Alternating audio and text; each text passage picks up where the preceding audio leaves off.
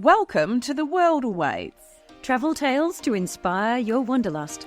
I'm Kirsty Bedford, journalist, editor and travel writer. And I'm Belinda Jackson, author, travel journalist and columnist, and we're your weekly co-hosts. Hi there, welcome to our summer series. This week we're going way off the beaten track to some of the hottest and coldest destinations and the ends of the earth, from the deserts of Saudi Arabia to the North and South Poles. Our first guest is Jenny Gray of the Intrepid Travel Group. Jenny was the force behind Intrepid's incredibly successful women-only expeditions, including Saudi Arabia, merging two of the hottest trends in tourism at the moment. Jenny, welcome to The World Awaits. It's so great to have you here. Thank you. I'm looking forward to chatting today, Belle. Awesome. So look, first up, before we get into how we ended up in Saudi Arabia together, tell us, how did you get into the travel industry? Not a very glamorous story. I fell into the travel industry very much accidentally and unintentionally.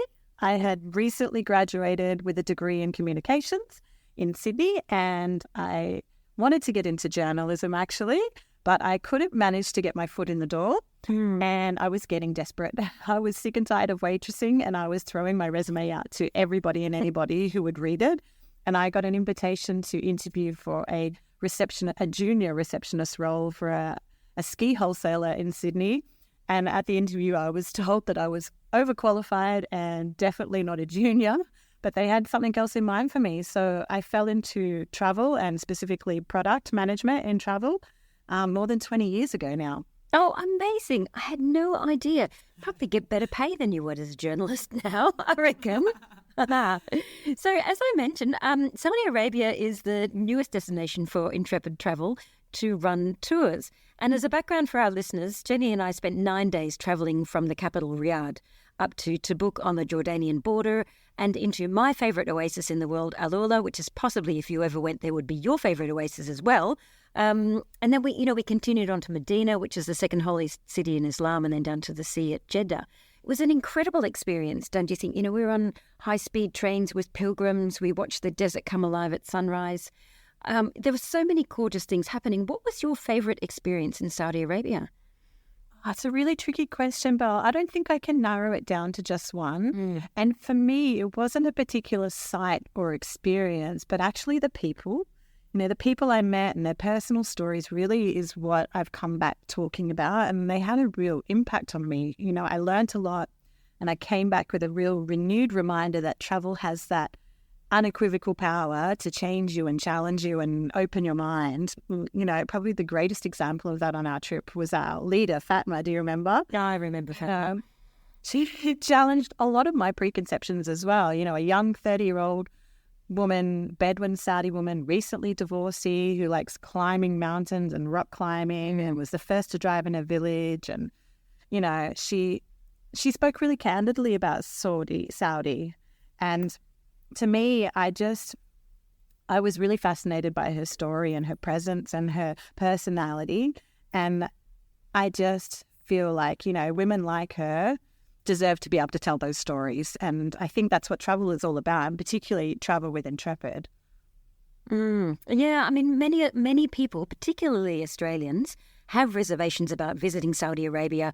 They cite the poor human rights record, but they always zone in on Saudi's treatment of women. So how does travelling there and travelling there with Intrepid, how does that address that concern? Yeah, first of all, understandably, that for some travellers, this is a decision. Travelling to Saudi is not an easy one. Intrepid, however, we fundamentally believe in the power of travel for positive change. And so this decision was not something that we made lightly either. And it's been 12 months in discussion, in research and development. First and foremost, it was really important for us that when we designed the itinerary, that we could find someone to operate it for us who understood our style of travel, shared our ethos, and, particularly around the fact that travel can be a force for good. And we wanted to work with a female-owned and operated DMC, and I wasn't even sure if that was going to be a possibility. But actually, we found an incredible female DMC. She's really the linchpin of this itinerary and its design as well. She's incredibly well-travelled. She's travelled to more than 70 countries. She's connected and knowledgeable, and she travels the way that our travellers travel, or Intrepid travels. And so it's because of her we've been able to curate some really unique local experience as well. And the trip provides travellers with a chance to see Saudi through the lens of local women, different perspectives, different experiences and stories to share as well. And like all of our women's expedition, that creates opportunities for female leaders and guides, as well as supporting women-owned and operated business all throughout the supply chain. Yeah, that's quite amazing, isn't it? The preconceptions that we have of, particularly of Saudi women. Can I just add a little note here that a DMC is a destination management company for those without the jargon. That's okay. Like going lingo. So many people believe, the concept is that Saudi women are held back in society. Everybody quotes the idea about not being able, until recently, not being able to drive in the Middle East. But as we know, you'll find Saudis in all of the big capitals, from London to New York. There is a part of society that is incredibly well travelled, and has those life experiences of life out of Saudi Arabia, because it is so different to somewhere like Australia. So when you're talking about this new women's only expedition, well, part of the reason why I wanted to chat with you specifically is that you are the creator of these women only tours for Intrepid. So how did that come about? Was there an epiphany? Was there a light bulb moment when you thought we should do a women's only travel thing? How did it all happen, and where did it happen? So back in 2018, we launched our first range of women's expeditions. We launched in Morocco, Iran and Jordan were the first 3 destinations. And at that time, and since I started with Intrepid, I'd always managed our trips in Africa and the Middle East. And it was something that came through in feedback from our travellers all the time. Women, all travellers really sort of wanting to have those authentic local experiences, but in a lot of cases in these destinations, they weren't getting those opportunities to interact with women on the ground because, as you know, different roles, different jobs. They just felt that there was this real lost opportunity to really understand what life is like for women in these destinations. And at that time, women-only trips was by no means a new concept. People were doing it, but they were doing it in a different way to where we've landed. And I happened to be in Iran on my second trip to Iran because I was there to train our incredible leaders. And at that time, most of our leaders were women. And I really got this incredible insight to what life was like for these women by spending a lot of time with them in their day-to-day lives, in my free time. And one of those experiences was actually heading to a female-only salon in Iran. And I would never have found it on my own. We lifted back this huge curtain. We went down these steps into this, what looked like a dungeon building from the outside. And when we went inside, the jackets came off, the hijabs, the headscarves came off. There was women. The conversation was lively. There was, US pop music blaring on the radio, and women had purple hair and beautifully manicured red nails and cleavage and midriffs. And it's not what people expect. And, I sat there getting my nails done and the conversation was lively and I couldn't understand a word of it. I obviously don't speak Farsi, but I could have been anywhere in the world, and it's those incredible experiences when you travel that just remind you that we are more alike than we think or are led to believe sometimes, the different narratives. And I just thought, wow, imagine if our travelers could experience this. Imagine if they could see for themselves what life is really like. And then I thought, well, that's not possible because this is a female-only space. And that's when sort of that idea started to percolate a lot more. And I think probably 6 months after that trip, we ended up launching our first range of trips because we really felt there was this incredible opportunity to have these experiences that are female only, but few people get the opportunity to really get that deeper understanding of a destination. And so by having on these trips, you're because I was actually on a women-only excursion with Intrepid in Turkey. Yeah, a little while ago. And so speaking from experience, where our guide was female, our driver was female, which is I don't know, I actually don't know how you found her, but because there are so few women that run transport companies in Turkey. And, Yeah, this was Turkey's first female ambulance driver. She was amazing. And she was really, really calm. If you've ever been on a Turkish road, I'd say put a woman behind the wheel there, because she was calm but assertive, and she wasn't doing any heroics and stuff like that. But that really underpins what this women-only travel is like, because your guides, your drivers, if you can find them, but also the hotels and the restaurants that you stay at as well. Yeah. So, I mean, in all our Intrepid trips, we aim to support female-owned businesses through our supply chain. But with the women's expeditions, it's intrinsic to the design. So we actually, look at each destination, say, is there a female-owned hotel, or is there female drivers we can utilize? And in some destinations, we use tuk-tuk drivers, So it's a really great way to not just financially support these women, but also it builds these unique opportunities for women to share their stories, those triumphs and challenges and the realities of what life is like for them. Yeah, it's really interesting because the legal situation for many women is so different. Like in Turkey, I was at a sensational bakery, and the kitchen is run by women. It's owned by a woman, and there are women working in the kitchens. But she was saying so many women don't start working in Turkey until after they're divorced. So she said, so everyone comes in, and it's like, I think there was a bit of therapy going on in the kitchen as well. But it was like amazing food. But then you think, is that really fair that you have to be in that position before you can start to work? So it does bring a lot of those questions out about how the country runs, because I'd travelled for years in Turkey, and it had always been a very male-facing country to travel in. Everybody that you speak to in the markets, in the tours, everywhere, you just felt that there was an absence of that other voice. Yes, exactly. Yeah, which is really interesting. So how many destinations now does Intrepid run women-only expeditions? We now have, I have to count, we've recently just launched Saudi. So we have Morocco and Jordan and Saudi Arabia, Turkey. We have India, Nepal and Pakistan. Fantastic. And but I imagine that Saudi has taken longer to develop. Were there particular challenges in creating this expedition in Saudi Arabia compared to the others? Yes and no. I mean, first and foremost, we needed to be sure that we could do it in a way that was true to Intrepid's ethos and our style of travel. And you've travelled there twice before. That market's been largely pegged towards luxury, and that is not Intrepid. And even a lot of the competitors and the offerings now are very stock standard. Tourism is very much in its infancy. So concepts of, go inside a local's home to have a meal and understand what life is like for them is still really bizarre to a lot of people. So those real unique experiences, which are the hallmark of Intrepid, are quite foreign still.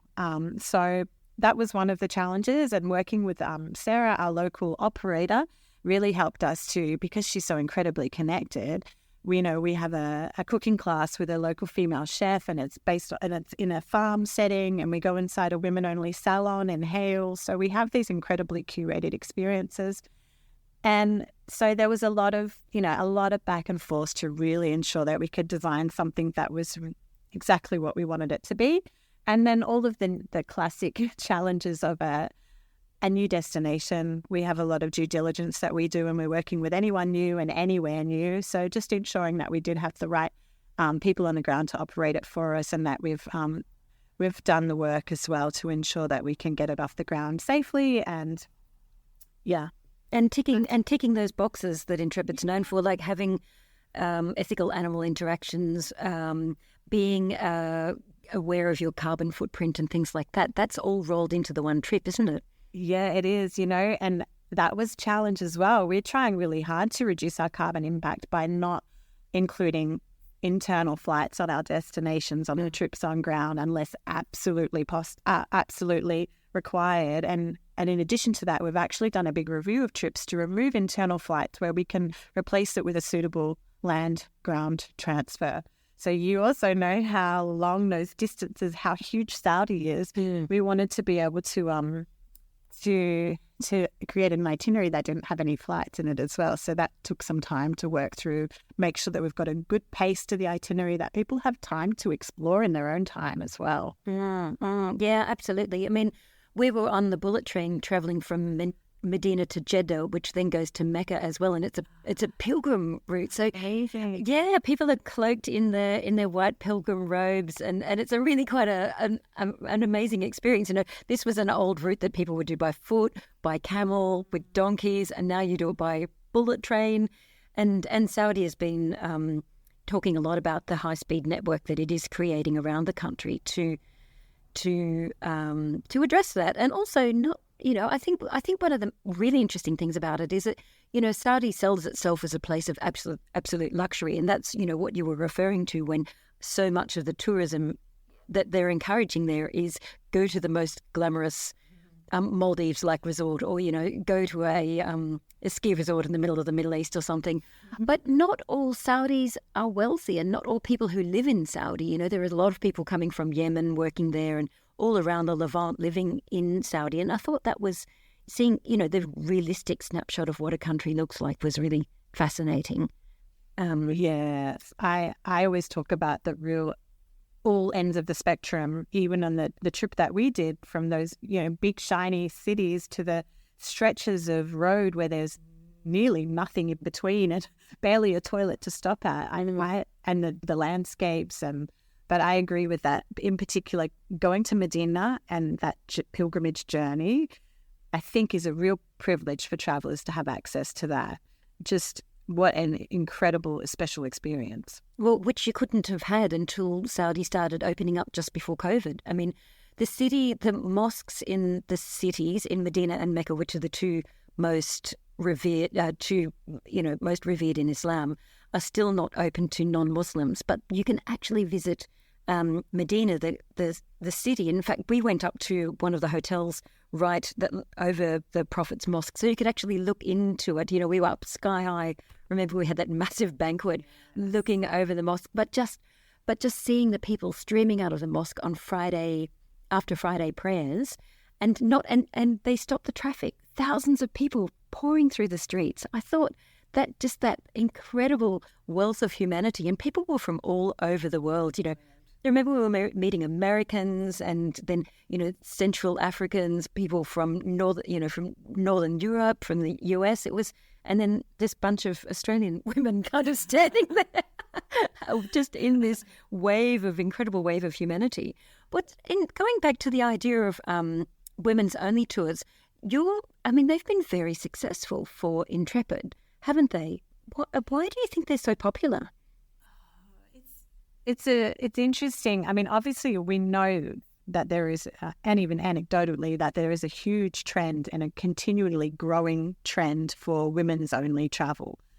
And a lot of competitors in this space are basically taking a stock standard itinerary and labeling it as a women-only departure. You want to hike this mountain, do it with other like-minded women. For us, we actually take it much deeper than that. You know, we're not excluding men for the sake of it. It's because we want to tap into these really unique and special female-owned experiences, discussions that you might not have access to due to cultural or religious reasons, and get a really deeper understanding of women in this destination as well. And we're seeing a huge amount of interest that continues to grow. In 2023, we had an increase of 165% in travellers, and we're seeing women from all across the globe of all ages, but a particularly high growth in women who are 45 plus. A high percentage of these women are travelling on their own, so they might be married or with partners, but they're choosing to travel on their own, and they're just looking to explore off the beaten destinations in the comfort and safety of other like-minded women.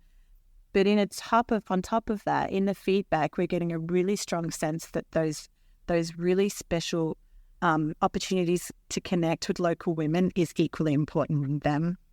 Yeah, incredible. So where do you see the growth in these tours? Do you think Saudi is really, you know, it's almost the last outpost, isn't it? Are you still exploring other destinations for women only travel? We're always exploring, Belle. That's what we do. Yeah. That was a very diplomatic answer, I've got to say. traditionally we've seen huge interest and growth in the Middle East, and up until probably 12 months ago, Jordan, Morocco, and when we were still selling Iran, obviously that's been discontinued currently, unfortunately, they were our top selling destinations. However, for different reasons, probably largely due to the conflict, there's been a real shift, and we're seeing a huge rise in India, Nepal and Pakistan now. And Saudi has surprised us. We weren't sure if this was a destination that people would need to take some time to think about, but we saw bookings within 24 hours of this trip being on sale, and we'd hit, a third of our capacity was full for the 24-25 season within just over 2 weeks. So it's been really interesting. Perhaps people have been thinking about this for a while. We've had feedback and comments on social media that people were not comfortable traveling there previously, but now that there's an opportunity to travel in this particular way where the focus has been put on women, that they're really interested. So, yeah, amazing. Well, I think too that Intrepid is really known for examining its own self and its own way of travelling, and that if somebody has had reservations about the way that women are treated in Saudi Arabia, if they go with Intrepid, then they're resolving that, or it's allowing them to really to explore that question, because if it remains closed, nobody will ever know. I think that's always been my approach to certain places that I've travelled, to witness it. So incredible! I cannot wait to see the first. When does the first trip, women-only trip, depart for Saudi? The end of November this year, so not too far. And it's fully booked? Not yet, but close to, actually. And you've got 6 departures, I think, haven't you? We have. Yeah, because then you're going in November. That takes you over the cooler months, which is actually the peak for Middle Eastern travel as well, because nobody wants to be 50 degrees standing at a desert, which is in Saudi. No. So now to my final question, which is the question we ask all our guests. And I know you're going to have so many of them, and it's really hard to narrow it down. What is your most bizarre travel experience? I've been thinking about this, and it's had me stumped, Belle. I think the word bizarre is what's if I'm finding challenging. And where I landed was probably when I was traveling for work in North America, and my husband's Brazilian. He was not my husband at that time, but we were meeting up in Central America to do an Intrepid trip, and we were actually meeting up in Guatemala. Not right. I had arranged all of his bookings because, there's always that one person in a relationship that does all of the organising and the other person who just turns up. So my husband's the guy who turns up, bless him, and he was in Brazil at the time. So I was in New York, and I got a frantic call from my husband. I was trying to piece together what he was saying to me, and he basically told me that, in a nutshell, he had got off the plane in the wrong country and didn't realise it until his plane had already left. So this does happen. Oh. On his ticket, he did have a refueling stop in Panama, but what he didn't have on his ticket was an additional stop in Costa Rica. And, this could have partly been fault of the airline, that he fell asleep on the plane, and he woke up, and he knew that he'd already stopped once, and so he woke up in a panic and grabbed his things and jumped off the plane after the first stop in the next stop, assuming that he was in destination. But nobody checked his final destination on the way out or his boarding passes. And he, bless him, was taking photos of the welcome to Costa Rica signs and did not grasp that that was not his destination or final destination. And he got into the customs area. They were asking him where he was staying. And so he was describing the name of the hotel in Antigua in Guatemala. And he's like, "You're in Costa Rica." Unfortunately, I had to manage that bizarre situation for him. And I asked him to put me on to the airline crew, because his bag was checked all the way through and it had not been taken off the flight either, which I know is not regulation. So managed to get him on the next flight, and he did tell me that he had a 7-hour delay and he might go out and explore the city. And I said, "You are not going anywhere. Go to the gate and sit down and wait until your flight." But I have to say that he went on to propose to me at the end of this trip in Mexico, where he dropped my grandmother's ring down a drain and had to get 3 people to help him collect it. He'd organised an incredible dinner at the end of a little pier over the water, and a almost hurricane-like storm came through and blew the champagne stand and my chair into the ocean. It was pouring with rain out of nowhere. Our lobster was soggy, and then we ended up getting drunk on tequila in the restaurant. So it's kind of a really good example of what our life is like, I'd say. Full of surprises, never to plan, but always wonderful. I've been trying not to laugh all the way through it. That's incredible. What a great meeting story. Well, you must be a fantastic organizer to have hauled him out of that one. But I reckon, there but for the grace of God go I. When you were describing him getting up, like waking up and jumping out of the plane, I could totally see myself doing that. And they do become milk runs through Central America, don't they? Yeah, absolutely. It wasn't entirely his fault. But he was upset because he left his Havaianas on the flight as well. I was like, I think that's the least of your concerns as you arrive in Guatemala with no bag, no shoes, and try to explain to immigration that you are here to meet your Australian girlfriend. This young Brazilian man, you can imagine, he had some interrogating. Oh, I can imagine. What a fantastic story. That is so good. Jenny, it's been an absolute pleasure talking to you today, and finally talking about Saudi Arabia with you and Women Only Travel with Intrepid. Thanks so much for joining us. I've loved every minute of it. Thank you, Belle. It's been a complete pleasure, as always, chatting with you. That was Jenny Gray from Intrepid Travel on Women Only Travel, with some surprising insights into travelling in Saudi Arabia. For more, see intrepidtravel.com.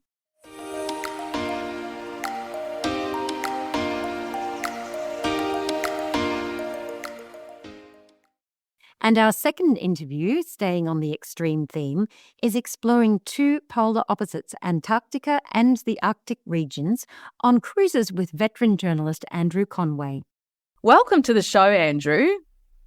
Thank you, Kirsty. A privilege, pleasure. It's so fantastic to have you on The World Awaits. Let's start by just explain to our listeners a little bit about your background and how specifically you got into travel. I just did a very quick calculation before we started, and I worked out I've been doing this job as a journalist and a travel writer for 44 years, which is, even I was shocked by how many years I've put into this. Look, I've worked on major newspapers, magazines, websites, actually on 3 continents. I trained in the United Kingdom and did my journalism training there. Then I came to Australia and spent half my life in Australia working for some of the major newspapers and magazines here.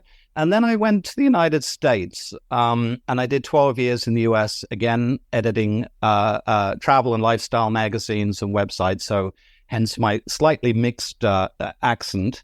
I worked for the Australian, I worked for the Sun Herald, and it was during my time at the Sun Herald in the 1980s, back at when the Australian travel industry was kind of in its infancy. In 1984, the Paul Hogan throw a shrimp on the Barbie thing. And my editor came to me, and I traveled extensively on my own. And he said, I'd like to beef up the travel section. I see a commercial opportunity here. Would you do it?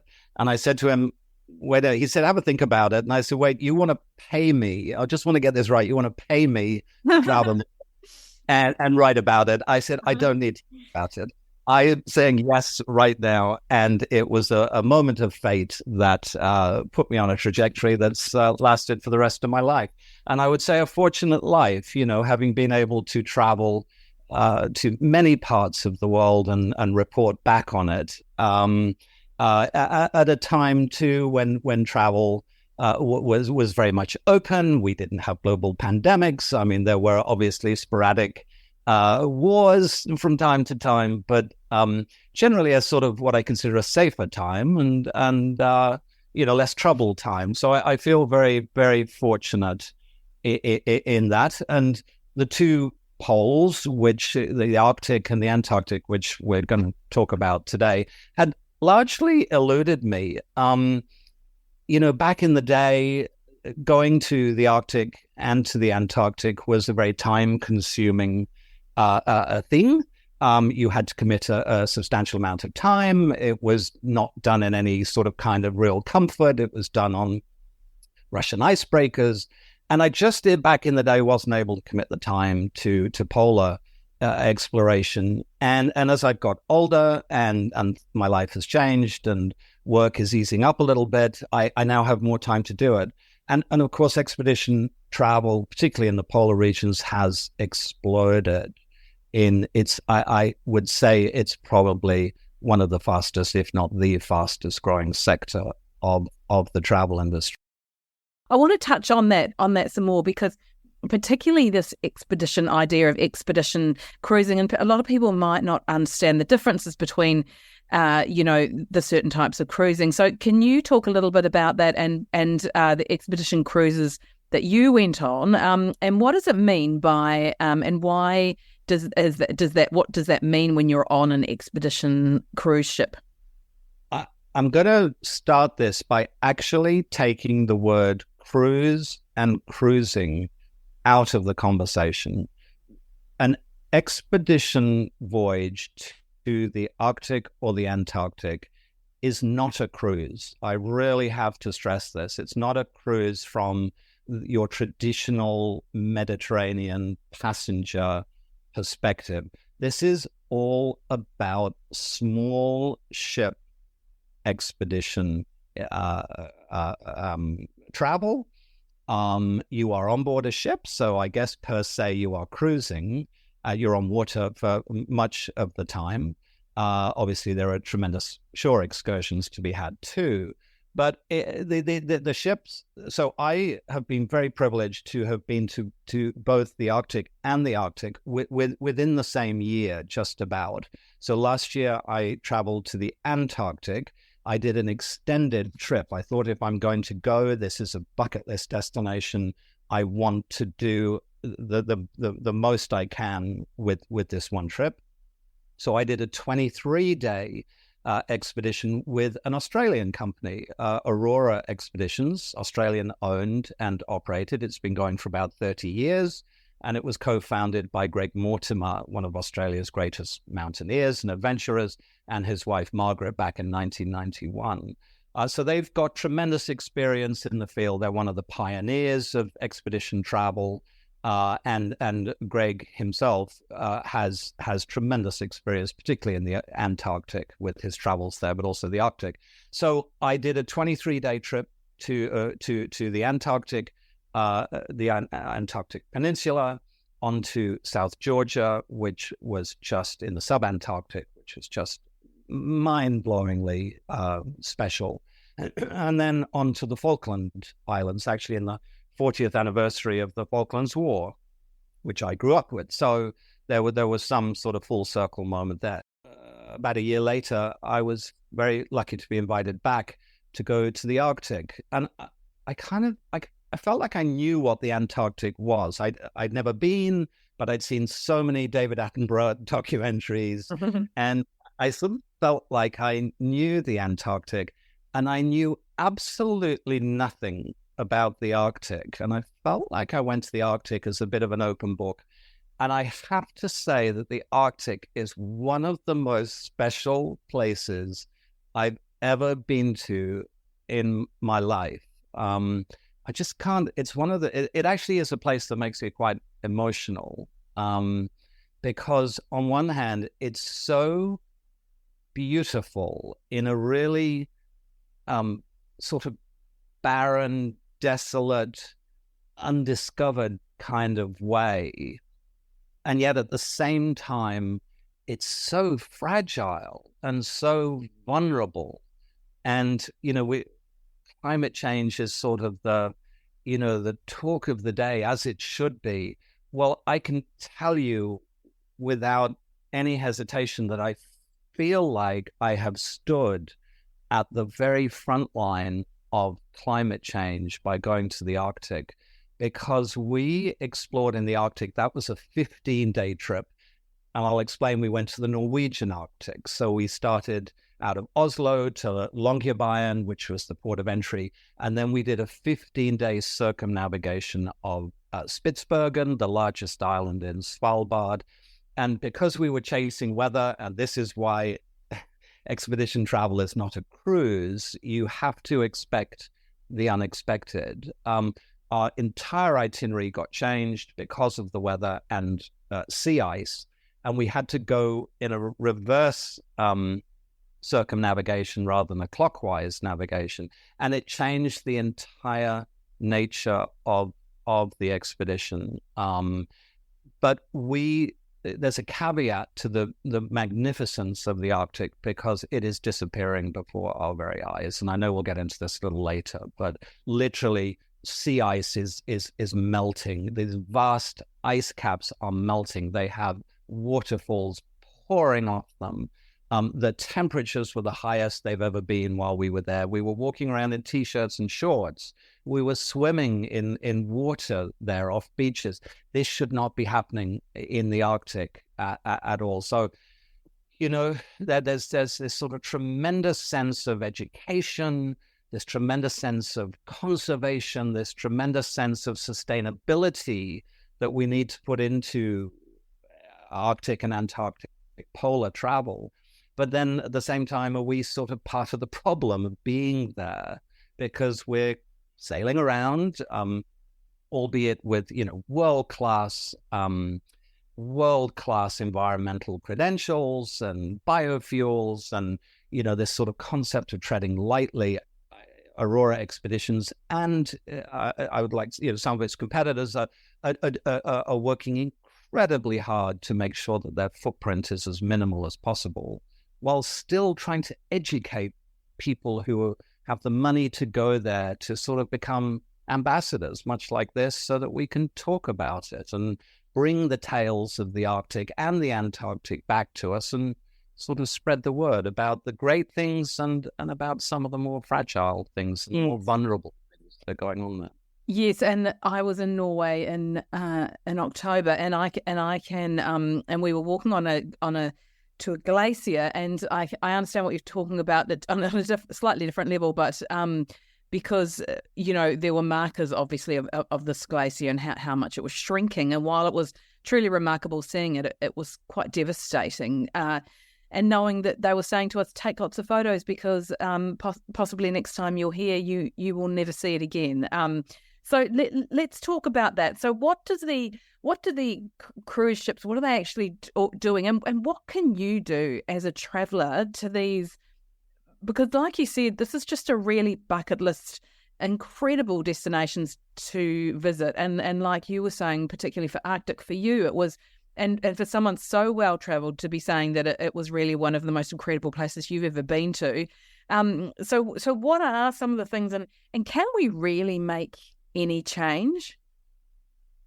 Oh, I'm a great believer in that we can always make change, globally as the global village, and also individually. I think it's twofold. I think the Aurora expeditions, and I can only speak to Aurora really because I traveled to both polar regions with the same company, different ships. They have two small expedition ships in the fleet. One is named after Greg, the Greg Mortimer, and the other one is named after one of the greatest ocean conservationists on the planet, Dr. Sylvia Earle. And I would encourage people, your listeners, if you do nothing else today, but Google Dr. Sylvia Earle. She is the David Attenborough of oceans. I don't think she's overly well known in Australia, but the work that she has put in, she's into her 90s now, the work that she has put into ocean conservation and continues to put in, it is unbelievable. It's really second to none.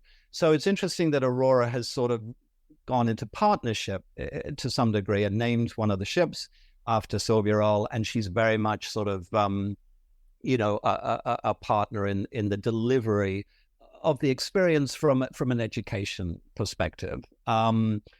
So the Aurora and these other expedition companies are putting millions and millions of dollars into making sure that their environmental credentials are world class. So Aurora it's 100% carbon neutral. It's about to achieve B Corp certification, which is about creating a business that's verified on its performance and accountability and transparencies on everything across the board, from both within the company and without. on sustainability side of things.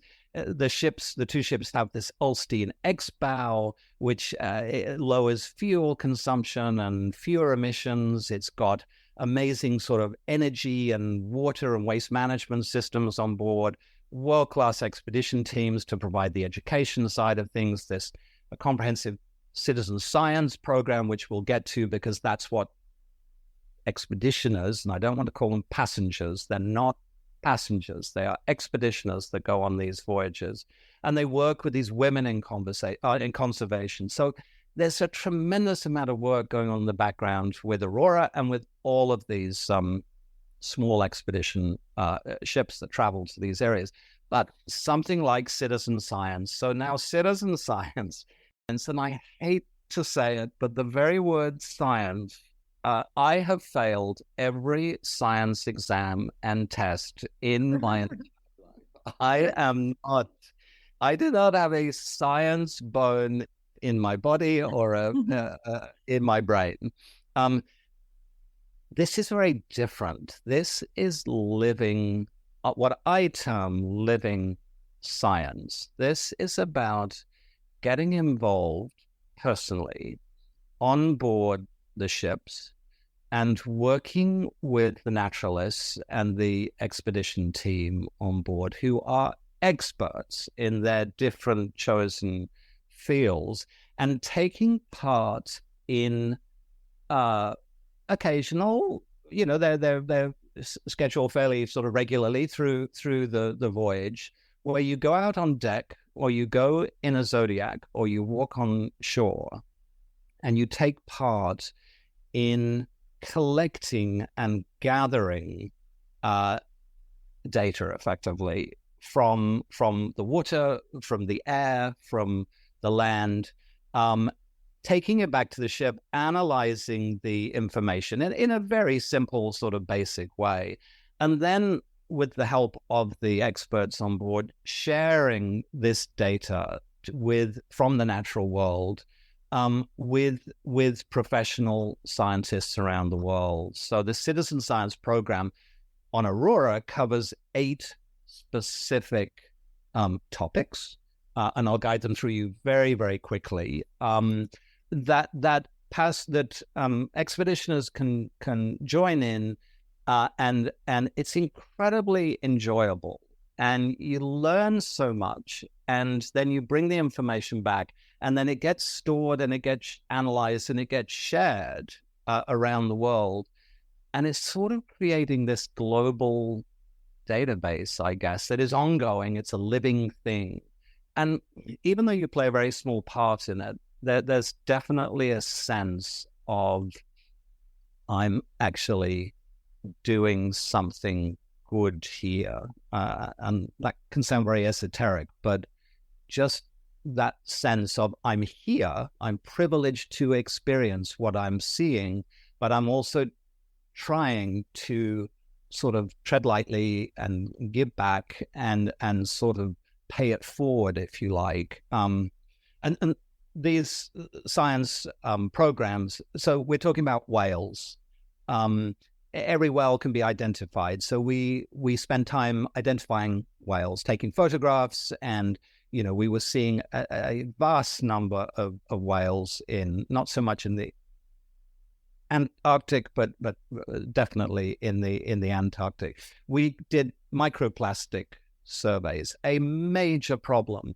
You think that the poles are pristine and clean and untouched, and they are not. The Arctic Ocean is connected to every other ocean on the planet, and unfortunately, the crap that human beings throw off ships and off our beaches and out of our waterways ends up in the Arctic and the Antarctic. So beach cleanups we did, seabird surveys, we did cloud observations, information that's then shared with NASA in the United States. We did phytoplankton. We did observing plants and animals, and Aurora's just about to launch an 8th citizen science project called IC. It's about mapping global pollution and maritime hazards, ships. I'm not talking about necessarily cruise ships, but they're part of the challenge. Ships are create some of the biggest hazards on the planet for marine life, particularly whales. So I can't stress tremendous amount of work going on in the background that I feel mitigates to some degree the challenge of being there and, leaving a footprint, although, the aim is to leave as minimal a footprint. And I can't tell you the biosecurity measures and, the measures that are taken to protect the wildlife and the flora and the fauna and everything else are very, very strict. They're under very strict regulations. So yeah, it's a challenge on one hand, but a lot of work is being done.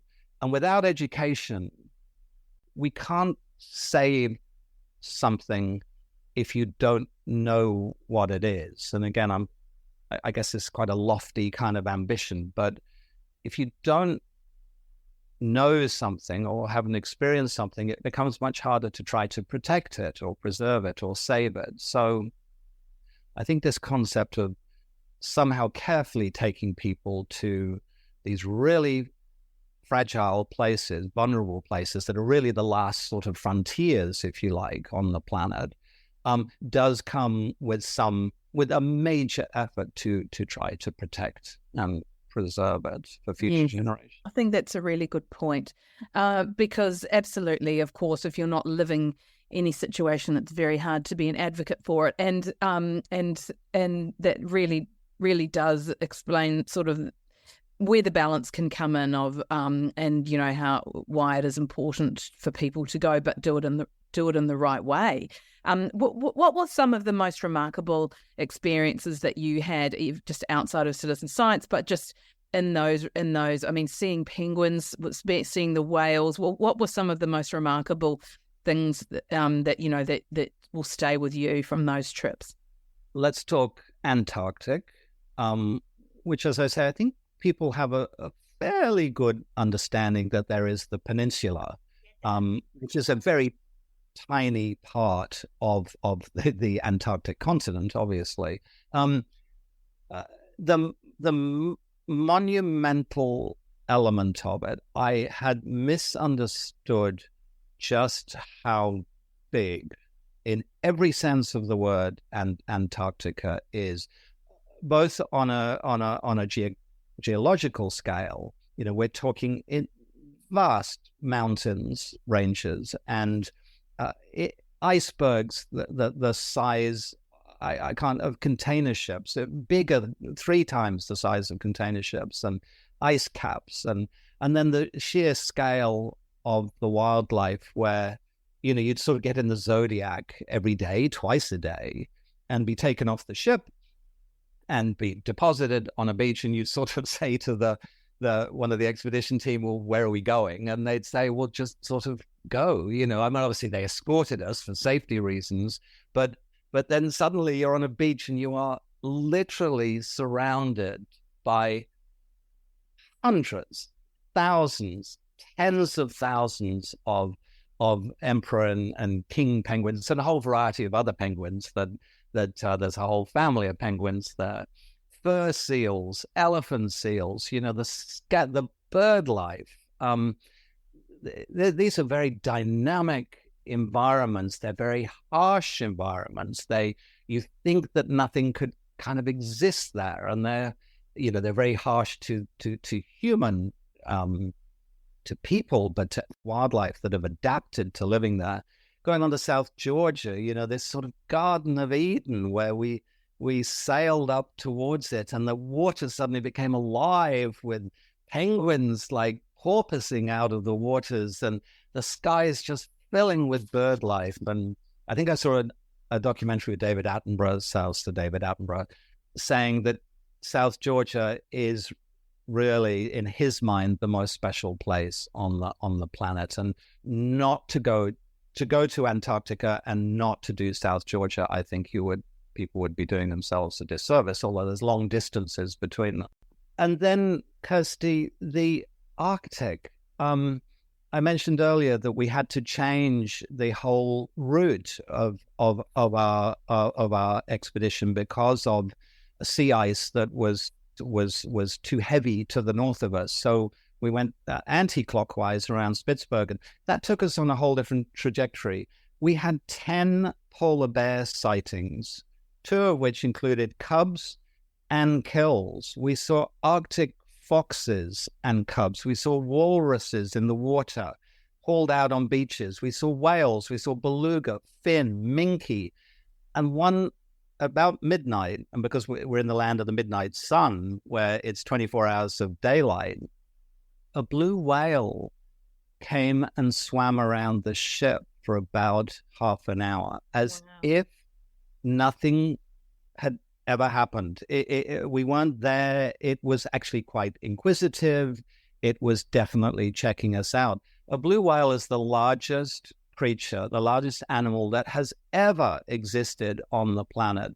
And it swam around. It is blue, by the way. It swam around the ship, and then it went into this deep dive. We saw reindeer. We saw masses of wildflowers, and skies filled with these extraordinary birds. So just, it sounds sort of trite to talk about life-changing and perspective-altering, but the Antarctic and the Arctic, I believe, are 2 places on the planet that can make you rethink your own values on life and your position in life and us as human beings, and to make us think about what are we doing to this planet, and I mentioned Sylvia Earle.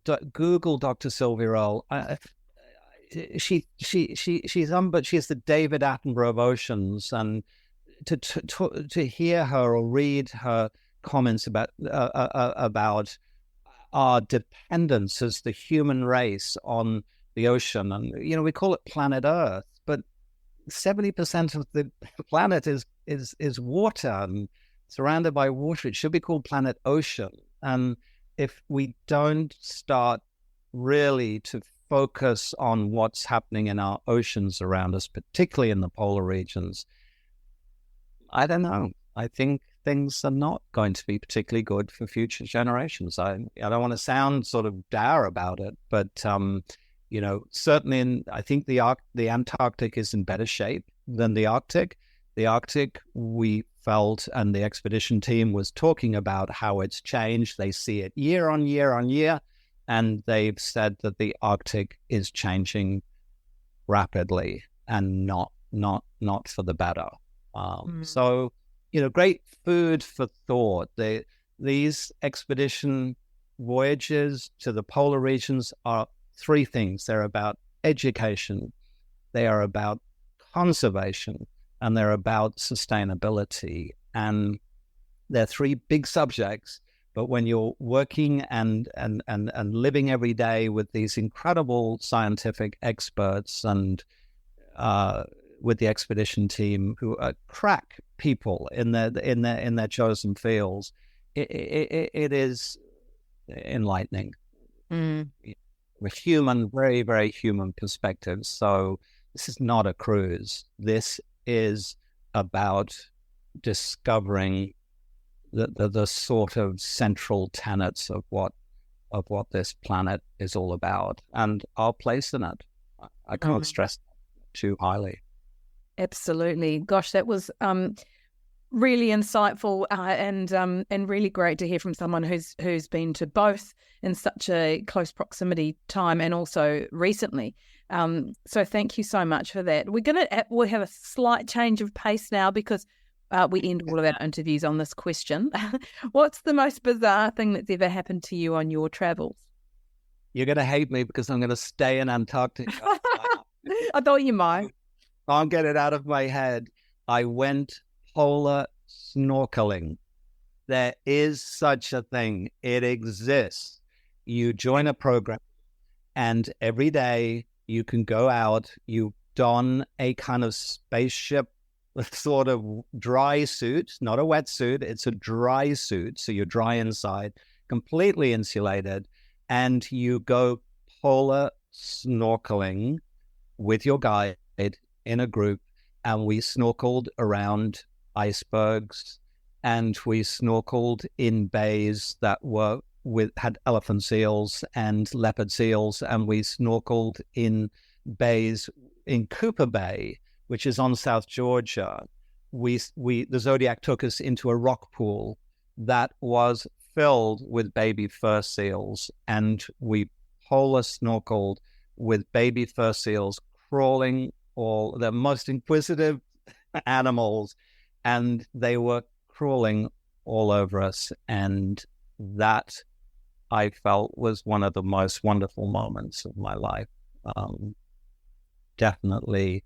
It's a tough thing to do, the polar snorkeling. It comes with challenges. It will definitely push you out of your comfort zone, but it takes you to places that are unimaginable and unseeable potentially from a Zodiac or on shore. So if you've got the nerve to do it, I would recommend polar snorkeling for sure. That's fantastic. Look, thank you so much for your time today, Andrew. And it would be great to we'll have a chat again, maybe in months to come and see where you've travelled to next. I would love to. Thank you for the opportunity. That was Andrew Conway talking to Kirsty about these two incredibly fragile, vulnerable places and how travellers can get involved in efforts to preserve them for future generations. And next week, it's all about slow travel from where you stay to how you journey. We love to hear from our listeners, so please leave a rating and review on Apple Podcasts. Click on our profile, scroll down to the bottom to leave a star rating. And if you're on Spotify, go to our main page and click the 3 dots underneath our photo, or simply drop us a line at hello@theworldawaits.au. Thanks for joining us on the World Awaits Summer Series. See you next time.